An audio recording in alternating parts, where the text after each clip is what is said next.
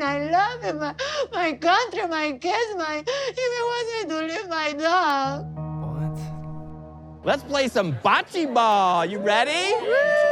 Alright everyone, welcome back to the worst show on television, The Adventures of Gino and Jasmine. Not only is this video a month and a half late, but it's also going to be awful. I almost feel bad for making this video because I'm 95% sure that watching these two for too long can induce a migraine, so we are going to try to move along as quickly as we can.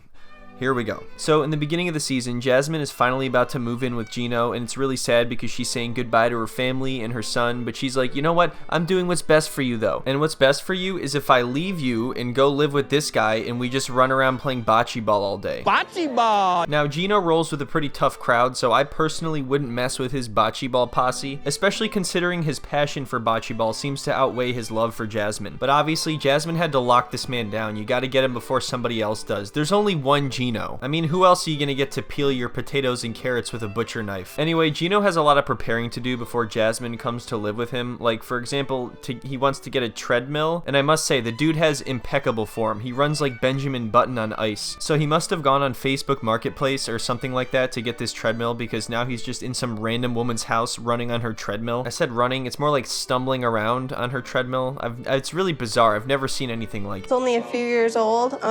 We just weren't getting much use out of it. So we're on a tight budget, and I don't want to go over that today.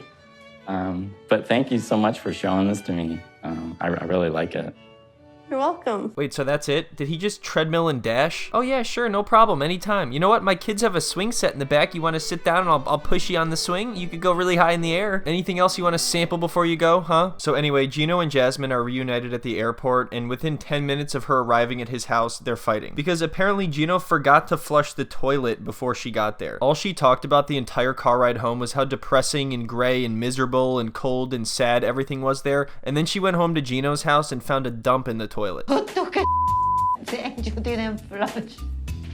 Are you saying there was poo? Yes. No. Scootily poo in the toilet? Although, to be fair, her dog peed a little bit on Gino's rug, and she tried to gaslight Gino into thinking that it was always there. These two will fight about anything and everything. The next thing they got into a big fight about was almonds. They got into an almond argument. Who the hell does that? Jasmine apparently got a rash, and she was claiming that it was because Gino's house is too dirty and full of mold and dust. But Gino is claiming that she's allergic to almonds, and she ate a whole bag of almonds. I don't know what the truth is, but it's funny. Well, how much almonds did you eat?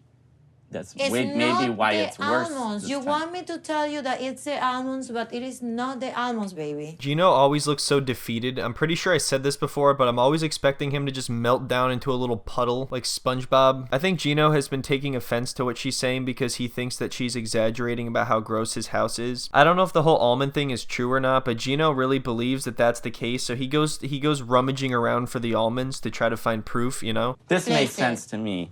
You ate almost a whole bag of almonds that you could be possibly allergic. This is not the almonds, Gino. Things are relatively calm in the argument until he mentions that she used to live in an apartment that was dirty and had mice. Gino seems to voice his opinion and stand his ground now more than he used to, but it doesn't really make much of a difference. You were living in a dirty apartment with mice in it. What mice, you idiot? What mice?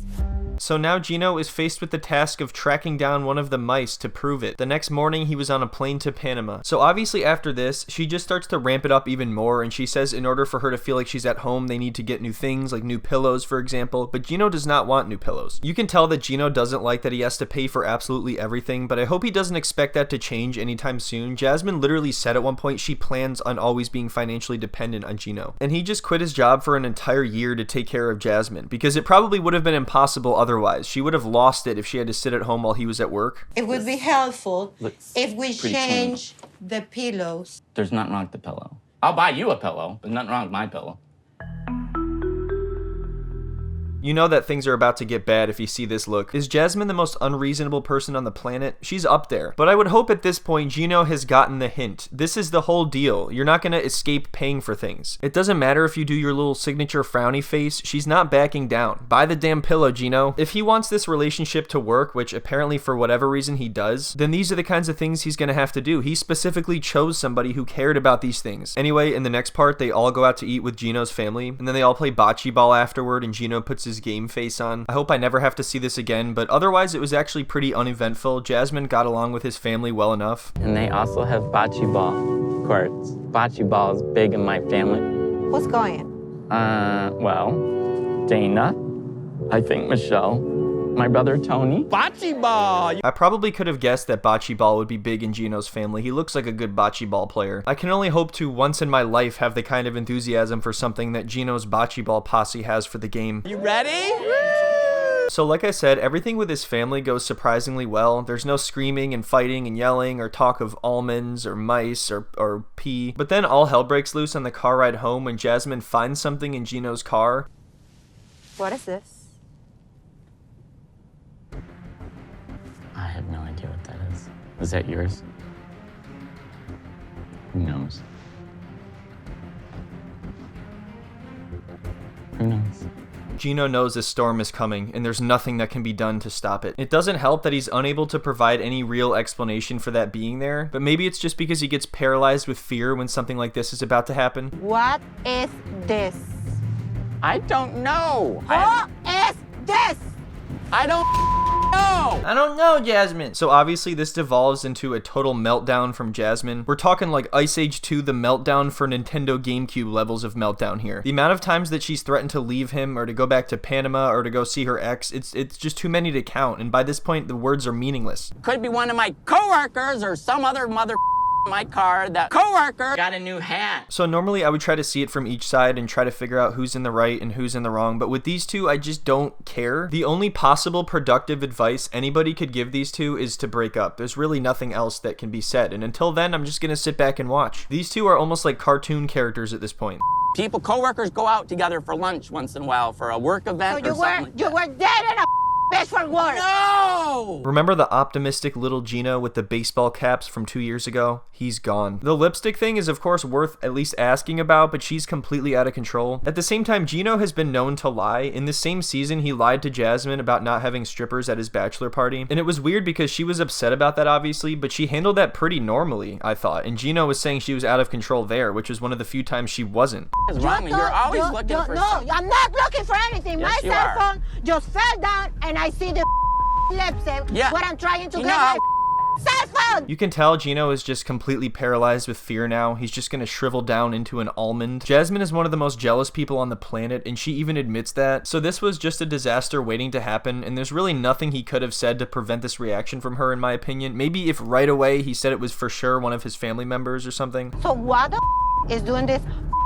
Know whose it is. Lost a hair. I don't know whose it is. No, I didn't repeat a scene. They just keep saying the same thing over and over again. They're stuck in a loop. This couple is absolutely exhausting just to watch. I cannot imagine being in this relationship. I would lose my mind. And the crazy thing I keep forgetting is they're not even married yet. They've gotten engaged about 50,000 times, but I'm pretty sure there's yet to be a wedding. Because yeah, the wedding of course is another point of contention with them. Jasmine doesn't want any of his family to go because she just hates his entire family. You are crazy. Disgusting person. Just wanna go home. You're so ridiculous. I wanna go home. I wanna go Just sit. home. Whoa, whoa, whoa. Can't believe it. I wanna go home. So of course she's like, I'm gonna pack my bags and I'm gonna take my dog and I'm going back to Panama. You're never gonna see me again. And I'm like, okay, Jasmine, I'm sure I'll see you next week. There was really only one thing Gino could do to save this relationship. That's right, go to Miami with her on vacation. You're a shitter. No, I'm not. No, I'm not. I'm not a cheater, Jasmine. So yeah, this just continues for like another 2.5 hours. So she said she couldn't stand to be around him anymore and she wanted to leave, so he called her an Uber, and while waiting, she just went and stood behind a building in the rain. I'm pretty sure that every single conversation Gino and Jasmine have ever had has ended like this. Not one exception. So then Gino rolls down his window and peers out dramatically while he explains to the camera what happened. Let me Okay. go and pick up my dog and my thing. Okay. Yeah. Okay. Yeah, I don't want to be with you Yeah. okay. anymore. It's the That's best. fine. Yeah. It's I the didn't best. cheat on you or anything. You're dead, you know. Did not. You're dead. Alright, well, we don't seem to be getting anywhere. Well, that's about it for this one. I'm gonna end the video before everybody has to suffer too much. I apologize for this one. But thank you so much, everyone, for watching. I really appreciate it. If anyone, for whatever reason, wants to see a bonus video on Gino and Jasmine, or a video on this couple, or this couple, or this couple that aren't on YouTube, you can find those over on Patreon. Anyway, I hope you all have a wonderful rest of your day, and I will see you in the next video. Wow. What a jerk. What a jerk. Yeah, and that's the way it is.